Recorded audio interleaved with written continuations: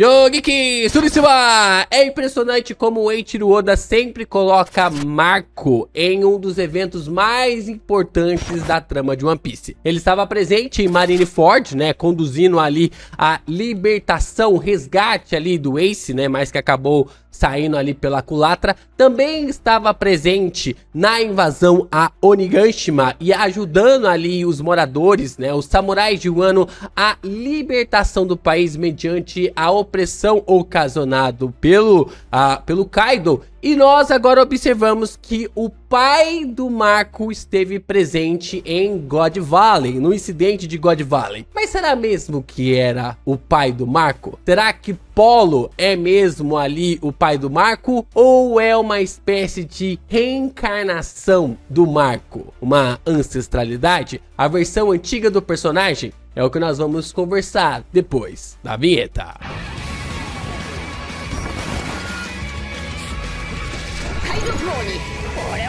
Como eu falei pra vocês, o Marco sempre carrega uma segmentação muito interessante. E é bem bacana ver como Oda trabalha o personagem, né? Sempre quando foi colocado na história, desde a sua introdução lá atrás, quando o Shanks acaba aparecendo lá no navio do Barba Branca, tentando falar, explicar sobre o que o Tite realmente iria aprontar, o Marco sempre esteve presente em segmentos importantes. Seja ali através da guerra em Marineford, seja agora ou recentemente no arco de Wano, ou até mesmo com alguns detalhes envolvendo ali o seu pai em God Valley. A questão mais intrigante sobre o Marco é que o personagem possui ali meio que tipo a Tori Tori no Mi, uma Akuma no Mi do modelo Mítica, que é do tipo Zoan, né, que a gente consegue ver do seu estilo ali da Fênix, né, é uma Akuma no Mi que ele pode tanto meio que estar como se fosse uma Logia, só que ao mesmo tempo a gente consegue perceber que se trata de uma Zoan, e essa é uma Zoan mítica, visto que a Fênix é uma figura lendária, né, como se fosse ali um animal sendo colocado como uma espécie de lendário. A gente tem uma segmentação muito importante aqui para a Fênix, que é a sua base. Qual que é a coisa mais assim precisa, característica de uma Fênix? É que ela sempre ressurge das cinzas. Quando ela morre, quando acaba falecendo, quando ela é destruída, a Fênix acaba retornando ali à sua vida. E essa é uma teoria muito intrigante já há algum tempo na fandom, que pode apontar que na verdade o Marco sempre foi o primeiro portador da Tori Tori no Mi. Nunca teve um outro portador, a não ser o próprio personagem. E ele vem de muitos e muitos anos carregando o poder dessa fruta. E o poder para você carregar nesse vídeo é o poder do like, você se inscrever aqui no canal e também compartilhar os nossos conteúdos por aí. É muito importante você continuar reagindo, comentando, divulgando ainda mais os nossos vídeos para que o YouTube continue a propagar ainda mais os nossos conteúdos de One Piece aqui na plataforma. Você também pode se tornar membro do canal, mandar o seu valeu e mandar o seu hypar. Você continua a nos fortalecer através dos seus apoios, através ali de você se tornar membro aqui do canal, receber os benefícios, mandar o seu valeu pra gente continuar contribuindo ainda mais com compras de volumes de mangá, Vivricard para trazer aqui de prontidão da forma do Geek Brasil. E é claro que você ainda pode mandar o seu hypar e continuar fortalecendo ainda mais os vídeos. Então, seja bem-vindo a contribuir dessa forma para nossa tripulação. E aí que vem a grande teoria envolvendo ao Polo, né? O Polo foi apresentado para nós alguns capítulos atrás e a gente ficou se questionando quem era aquele personagem que estava dando uma voadora no Silver Axe. Tipo, é o Marco? O Oda simplesmente desenhou o Marco ali e foi embora? Não, a gente teve a informação que ele na verdade é o Polo. Só que como nós sabemos, Marco e Polo está completamente ligado, né? Estão completamente conectados, envolvendo a um único ser explorador, o que pode fortalecer ainda mais a teoria de que o Polo não seja pai do Marco, mas sim de que seja a vida anterior dele antes de ressuscitar com a Tori Tori no Mi na base ali de se tornar uma Fênix. Como nós sabemos, Marco Polo foi um grande explorador no nosso mundo. Marco Polo foi um explorador e mercador veneziano, da atual Itália. Nascido em 1254, é famoso por suas viagens à Ásia, especialmente à China, onde teria servido na corte do imperador mongol Kublai Khan. Durante quase 24 anos de expedições, Marco Polo descreveu com detalhes as culturas, riquezas e costumes do Oriente, reunindo esses relatos no livro As Viagens de Marco Polo, uma das principais fontes de conhecimento sobre a Ásia na Idade Média e que inspirou futuras explorações como as de Cristóvão Colombo. Então, Marco Polo é um personagem extremamente importante na nossa vida, mediante aquilo que ele acabou descobrindo em 1254. Caramba, faz muito tempo desde as explorações. Só para você ter uma ideia, é quase ali 250 anos. Claro que o Marco Polo nasceu em 54, então provavelmente deve ter ali uma defasagem de 30 a 40 anos. Vamos colocar aqui, vamos arredondar para 200 anos. Até a descoberta, né, ali do território do Brasil e também do território norte-americano, passaram-se 200 anos desde que o Marco Polo havia realmente começado suas explorações. E a gente consegue ver aqui a maneira como Oda vem colocando essas referências da base de como o Marco Polo acabou até mesmo chegando ali na China e espalhando todo esse conhecimento para a Europa da Idade Média. Então, nós temos uma ligação muito interessante entre Marco Polo sendo ali o seu pai ou a sua versão antiga antes da sua morte, mas o ponto mais específico aqui é que quando nós observamos o Marco sendo desenhado no SBS pelo Oda quando era criança, o que ele está fazendo? Ele está desenhando mapas. Ele é o que? Ele é um explorador. Ele é alguém que fica descrevendo ou ao menos ali desenhando mapas. Isso é uma ponta aqui bem interessante para conectar diretamente a nossa teoria principal sobre as informações que nós vamos aprender em Elbaf ou posteriormente na trama de One Piece. Como nós conseguimos entender aqui sobre o Marco possui a Tori Tori no Mi. Nós temos uma visão que em God Valley, o Marco, ele apenas tinha 7 anos. Que acontece 38 anos atrás, o Marco hoje tem 45, a gente faz as contas, teríamos 7 anos de idade. Nessa altura, o Marco já estaria vivo. Então, definitivamente, ele não tem como ser o Polo. Mas será que não? Será que não? E se, na verdade, o portador ali, que quando morre, volta à idade de quando ele comeu a fruta? Deu o começo ali de quando ele comeu a fruta. E se, na verdade, o Marco, ou aquele que originou ali todo esse segmento para a chegada do Marco até os dias atuais, seja realmente alguém que comeu a fruta com 10... com 15 anos de idade. Por que eu tô falando isso? Porque o Polo estava vivo até 38 anos atrás. E lá no encontro do Roger com o bando do Barba Branca, nós temos então que o Marco já está vivo. E ele está ali com mais ou menos entre 16 a 20 anos de idade. Nós já sabemos que os Vivicards possuem algumas segmentações bem diferentes do que já foram apresentados para nós na trama de One Piece. Por exemplo, a idade da Bonnie.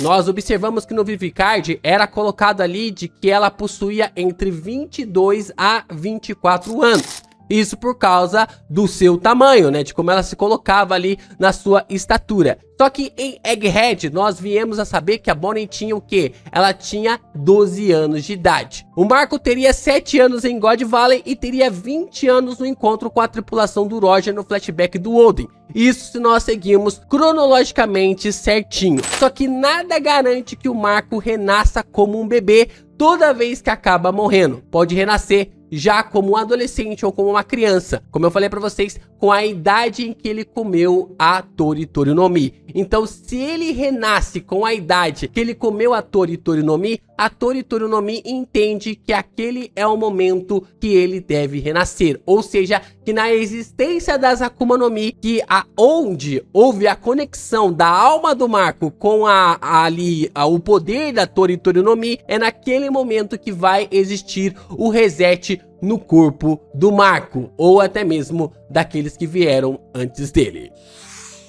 Então olha só que coisa interessante, se o Marco possui a Tori no Mi e a Tori no Mi através ali de ser uma fênix faz com que o Marco acabe ali, né, ressurgindo, isso faz ali o Marco se chamar Polo. Talvez o nome do Marco seja Marco Polo. O nome da sua versão antiga se chamaria Polo Gran, porque é como é apresentado para nós na trama de One Piece. E esse Gran poderia ser de Gran Trigrive. Olha só que interessante, né? Será que esse Gran pode ser de Gran Trigrive? Por quê? Trigrive Gran foi um aviador, explorador polar e autor norueguês. Ele foi o especialista em esqui da expedição Antártica Scott de 1910 a 1913 e foi a primeira pessoa a sobrevoar o Mar do Norte, da Escócia à Noruega, em uma aeronave mais pesada que o ar,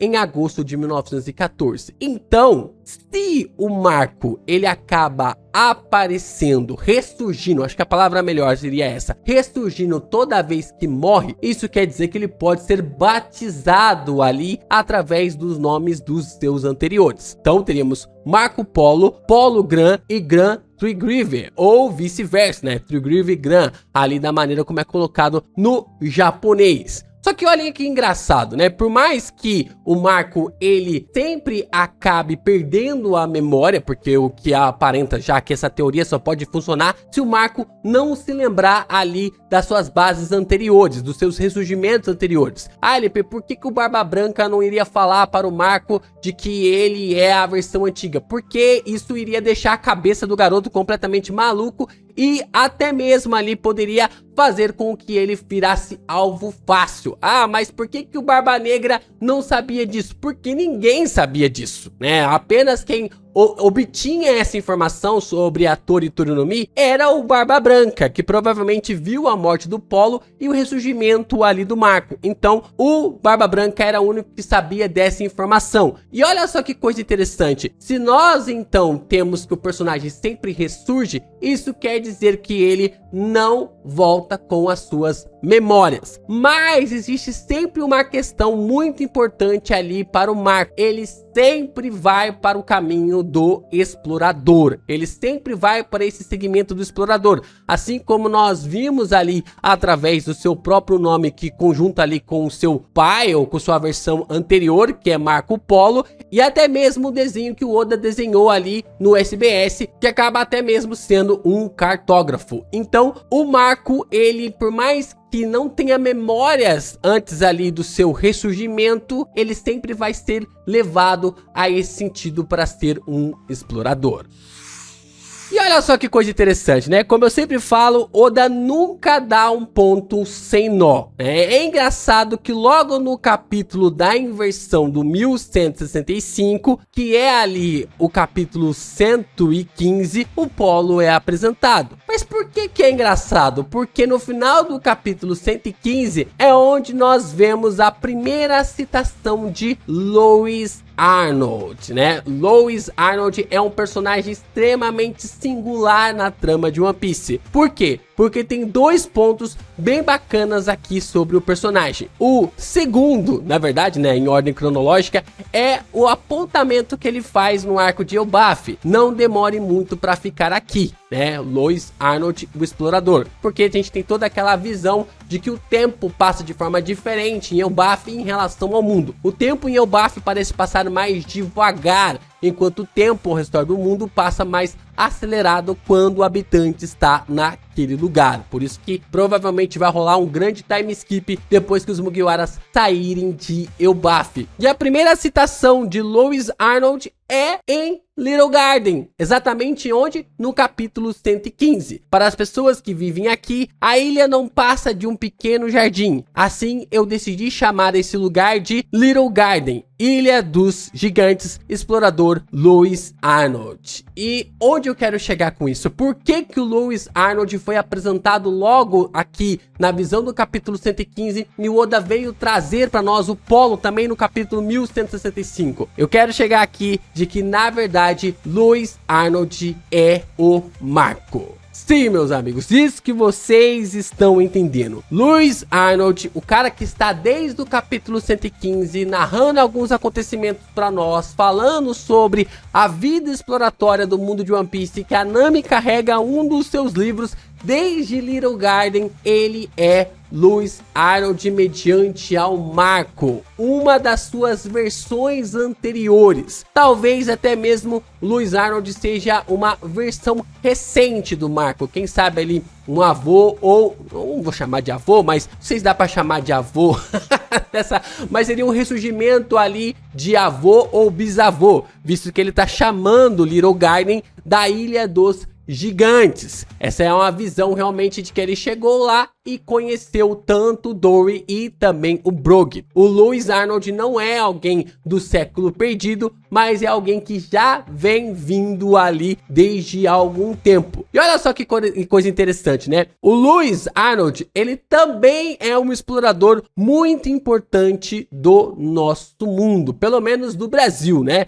A gente tem uma descrição do Lewis Arnold que diz o seguinte: mas tinham eles à frente um jesuíta flamengo, que é atual ali a Bélgica e também os Países Baixos, o Frei Lewis Arnold, excelente soldado e cujas manobras se deveu à vitória. No livro A História do Brasil, a citação encontrada pelo meu mano Punk, né, um Punk Records lá no X, ele acaba meio que falando pra nós que Lewis Arnold era um jesuíta, que era um explorador, é também descrito como um excelente soldado, tendo liderado e obtido vitórias em um conflito envolvendo guaranis e forças coloniais, provavelmente no contexto das missões jesuíticas no Paraguai e no sul do Brasil, século 17. Então, o Lewis Arnold, ele está envolvido em toda essa segmentação, principalmente no sul do Brasil, sendo um grande explorador. Mas quem encontrou e é colocado com essas mesmas características de ajudar a resolver conflitos com os nativos e que era um explorador em One Piece? Onde será que eu já vi essa história? Meus amigos, estou falando de Nolan.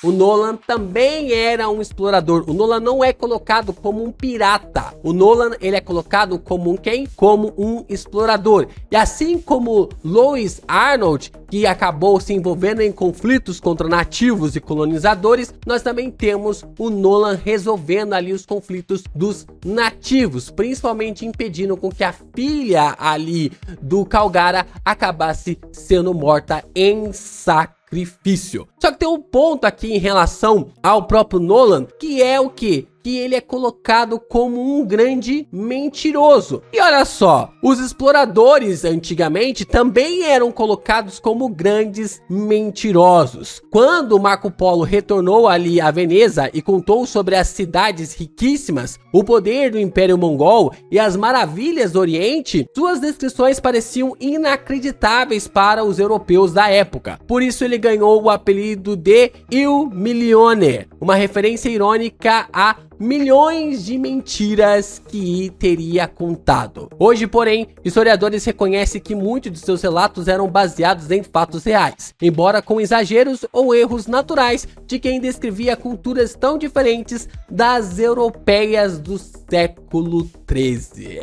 Meus amigos, nós temos um ponto bem interessante de uma ligação que o Oda tá fazendo aqui entre Marco, Lewis Arnold, Polo e também ali o Nolan. Essa é uma característica bem interessante que o Oda realmente pode estar segmentando durante toda a trama de One Piece. E onde o Oda já fez isso antes com o Vegapunk. O Vegapunk, por mais que tenha a cara ali do Einstein, ele tem várias segmentações dos cientistas do nosso mundo. A gente já trouxe uma teoria, na verdade uma análise aqui bem precisa de como os sonhos do Vegapunk estão conectados ali ao Tesla, ao Edison, a vários cientistas também que se envolveram no desenvolvimento da bomba atômica, como Oppenheimer. Então tudo isso está ligado também ao Vegapunk. E o que o Oda tá fazendo? Ele está pegando todos os exploradores nessa teoria e colocando tudo no ressurgimento de Marco. Cada vez que o Marco vai morrendo, né, aquilo que é é o portador, o único portador da Tori no Mi, um novo explorador surge e esse novo explorador acaba abrindo ainda mais caminhos para segmentar ali novos conhecimentos sobre o universo de One Piece. É interessante ver essa ligação, esses pontos que o Oda pode fechar. E se o Marco for realmente o Lois Arnold, vai ser realmente um baita plot twist, porque desde o começo o Marco estaria ajudando o Chapéu de Palha a chegar ali no atual ponto, né? Chegar no atual momento do Luffy se tornar um Yonkou e ao mesmo tempo combater o governo mundial. Quem diria, hein? Quem diria que o Oda poderia dar uma grande serventia para o Marco nessa altura do campeonato?